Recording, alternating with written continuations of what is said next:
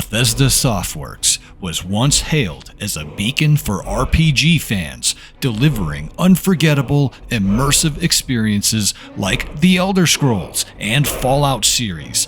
But beneath the world building and adventures, Bethesda's history is also one of corporate strategy, backroom deals, and high-stake power plays. The rise of ZeniMax Media, Bethesda's parent company, is deeply entwined with the ambitions of Robert Altman, a former lawyer with a controversial past linked to one of the biggest financial scandals of the 20th century. Altman's involvement in the notorious BCCI scandal led to the collapse of the Bank of Credit and Commerce International, BCCI, would ultimately end his law career. However, Altman was ultimately acquitted in 1993 after a jury found him not guilty of fraud and conspiracy. Although other charges were dismissed earlier in the trial, Altman faced ongoing civil actions related to the case. After the scandal, Altman turned his focus to business, founding ZeniMax Media with Bethesda founder Christopher Weaver. Altman's ultimate goal? To build an empire and secure a massive payday, eventually selling ZeniMax and Bethesda to Microsoft for $7.5 billion. For real! Isn't that crazy, motherfakers? But before we get into it, be sure to subscribe and hit that up thumb on the video so we can beat that AI algorithm. In 1999, Altman co-founded ZeniMax Media with Christopher Weaver, the visionary behind Bethesda Softworks. Now, Weaver's goal was to stabilize and grow Bethesda, giving it a financial foundation that could support ambitious, large-scale projects like, The Elder Scrolls. Altman, however, saw ZeniMax as a vehicle for corporate growth and profit, rather than simply as a gaming company. Altman's background as a corporate lawyer and his experience with high-stakes deals made him an ideal candidate to transform ZeniMax into a media empire. Now, Altman's ambition was clear from the beginning. He wanted ZeniMax to be more than just a game studio. He built ZeniMax with a corporate structure that prioritized attracting investment and setting the stage for a profitable future sale. Weaver, more interested in the creative side of game development, quickly found himself at odds with Altman's profit-driven approach. Now, Altman's focus on corporate control ultimately led to a power struggle between the two founders, culminating in Altman orchestrating Weaver's ousting from the company in 2002. He did that with the help of board members he had strategically placed in positions of influence. Weaver later sued ZeniMax, claiming he had been unfairly removed from the company he helped build, but Altman prevailed in court, cementing his control over ZeniMax. Now, with Weaver gone, Altman was free to pursue his vision of ZeniMax as a media conglomerate, growing through acquisitions and focusing on business models that would maximize revenue. Altman's influence shifted Bethesda from a studio driven by creative ideals to one increasingly shaped by corporate strategies.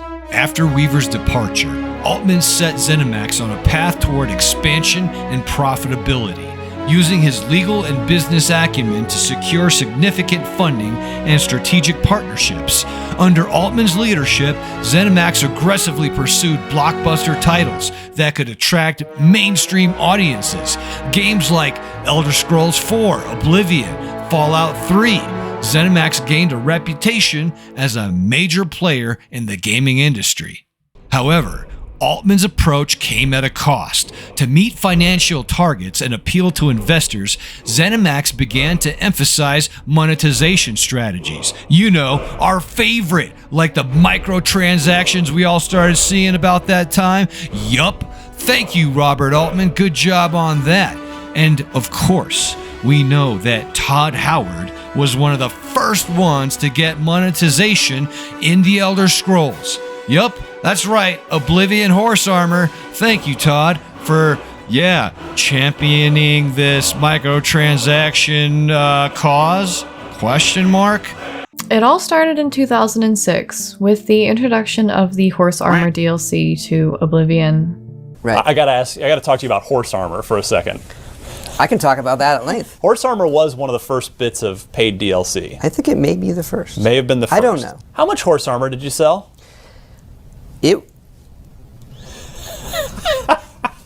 Bethesda Game Studios is known for creating Like an awesome suite of content that you can buy.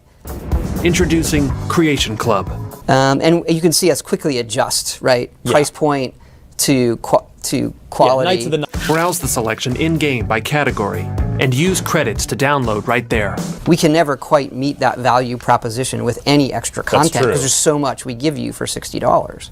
In any case, all of this marked a stark departure from the single-player narrative-driven experiences that Bethesda was known for.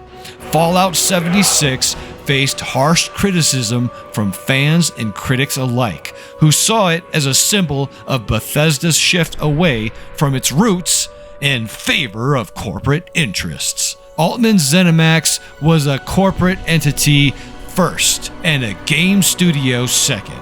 The company's direction was shaped by the desire for growth and eventually profitability, rather than a commitment to fans and game quality.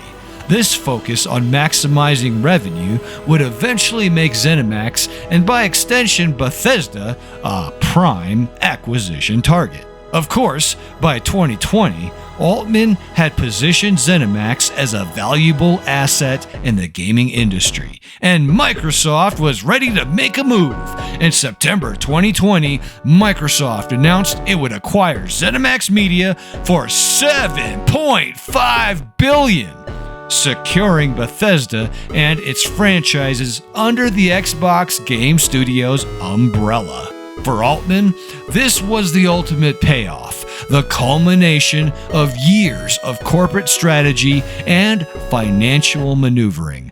The deal not only validated ZeniMax's corporate growth, but also represented a massive personal victory for Altman, whose business acumen had turned a modest game studio into a billion-dollar asset. Yet, for Bethesda fans, the acquisition felt like the final chapter in the studio's transformation from a beloved RPG creator to a corporate entity. Microsoft's acquisition further fueled fears that Bethesda's creative independence was effectively over and that its games would now be shaped by the demands of a larger corporation, with a focus on being exclusive and content for Game Pass subscribers. This deal was the culmination of Altman's corporate vision for ZeniMax, a vision that had, over time, led to Bethesda's drift away from its original creative ambitions. But as you know, shortly after the acquisition, Robert Altman passed away in February 2021, marking an end for the era of ZeniMax. Altman's strategic maneuvers, from ousting Christopher Weaver to positioning ZeniMax for acquisition, were all steps toward building a business empire, not a creative powerhouse. In the end, Bethesda's transformation from a game studio to a corporate asset was the result of Altman's ambition. The billion-dollar sale to Microsoft was not an accident, but the endgame Altman had in mind from the beginning.